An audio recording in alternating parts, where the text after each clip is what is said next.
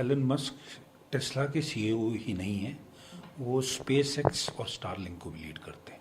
उनके यहाँ आने से, और जैसा अखबारों में पहले आ रहा है, स्टारलिंक ने पहले ही इंडिया में अपनी सर्विस प्रोवाइड करने के लिए डिपार्टमेंट ऑफ टेलीकम्युनिकेशन से लाइसेंस के लिए रिक्वेस्ट करी हुई है। इनके यहाँ आने से टेस्ला की सर्विसेज और स्टारलिंक की सर्विसेज इंडिया में अवेलेबल होंगी। टेस्ला का मतलब तो यह है कि यहाँ फैक्ट्री बनना और जो ईवी व्हीकल जो बनाते हैं वो इंडियन यूजर्स को भी मिल पाए। वहीं उनकी जो स्पेस एक्स के वेंचर्स की बात करें तो उसका रेलेवेंस इंडिया के लिए कैसे देखते हैं आप? देखिए, मिस्टर एलन मस्क ने स्पेस की दुनिया में एक रेवोल्यूशन किया है, जिसे कहते हैं कि न्यू स्पेस रेवोल्यूशन। उन्होंने जेफ बेजोस ने और वर्जिन गैलेक्टिक के मालिक ने किया, जिन्होंने कि स्पेस जो कि सिर्फ सरकार, हर देश में सरकार की जिम्मेवारी थी, उसको प्राइवेट स्पेस में लाए।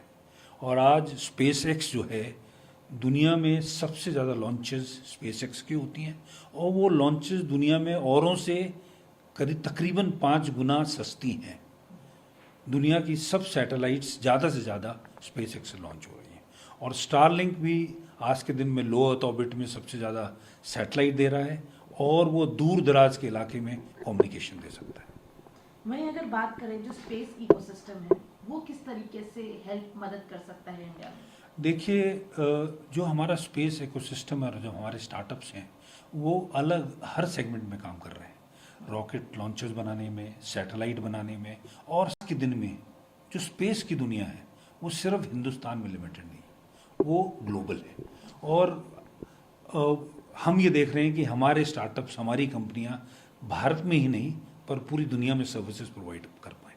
और इसलिए अगर उनके एलन मस्क और उनकी कंपनियों के साथ कोलैबोरेशन या कुछ कोऑपरेशन होता है तो वो निश्चय ही हमारी प्राइवेट स्पेस इंडस्ट्री को आगे बढ़ने में मदद करेगा। वहीं सर अगर स्टारलिंक सैटेलाइट्स की बात की जाए एलन मस्क की, तो वो क्या कोई अनाउंसमेंट हो सकती है, या अगर होती भी है तो किस तरीके से ये मददगार रहेगी इंडिया की? देखिए, वो सरकारी प्रक्रिया तो शुरू हुई हुई है। हो सकता है क्योंकि वो आ रहे हैं, प्रधानमंत्री को मिले, तो इसकी अनाउंसमेंट हो जाए, पर वो प्रक्रिया जारी है और प्रोसेस वो कुछ समय से चल रहा है। निश्चय ही स्टारलिंक इंडिया, मुझे विश्वास है कि आएगा, और हो सकता है उनके यहाँ आने से थोड़ा जल्दी हो जाए। और किस तरीके की मदद हो सकती है इंडिया के लिए? देखिए, स्टारलिंक और एक और कंपनी है जो जिसमें इंडिया का बहुत बड़ा शेयर है, जैसे यूटेलसैट, वनवेब, दोनों ही कंपनियां लो अर्थ ऑर्बिट से सैटेलाइट कम्युनिकेशन प्रोवाइड कर रही हैं। इसका आउटकम क्या है कि हमारे दूर दराज इलाके जो कि टेरेस्ट्रियल कम्युनिकेशन से ठीक से कनेक्टेड नहीं है, जहाँ पर फाइनेंशियल क्या कहते हैं वो ट्रांजैक्शंस करने के लिए या ब्रॉडबैंड को इस्तेमाल करना, जो हमारे दुर्गम और अंडर डेवलप्ड इलाके हैं, उनमें जहाँ फाइबर नहीं पहुँच सकता है, सैटेलाइट कम्युनिकेशन वहाँ पर लोगों को कनेक्ट कर सकता है। और इसके बहुत फ़ायदे होते हैं, इकॉनमी को फ़ायदा होता है, एजुकेशन में, मेडिकल में। सैटेलाइट कम्युनिकेशन उन अनकनेक्टेड को कनेक्ट करता है।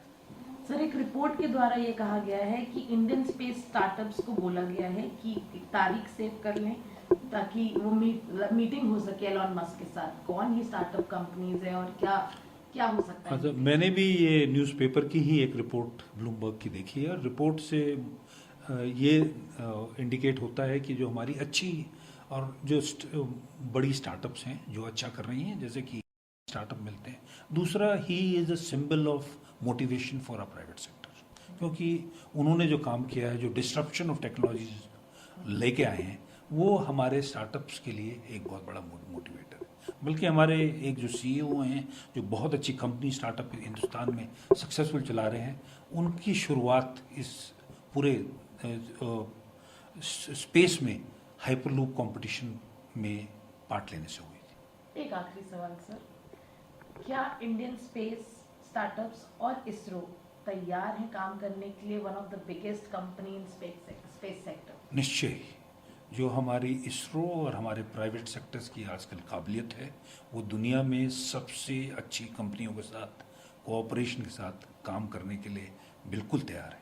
और ज़रूरी स्पेस में खासकर जहाँ की जो भी बिजनेस मॉडल बनेंगे उसमें सिर्फ यूज़र भारत ही नहीं हो सकता पर पूरी दुनिया होगी। हमारे स्टार्टअप्स देख रहे हैं कि अपॉर्चुनिटीज़ पूरी दुनिया में मिले और उसके लिए जो दुनिया की सबसे बढ़िया स्पेस की एक कंपनी है उनके सीईओ से मिलना निश्चय ही फायदेमंद रहेगा। Thank you.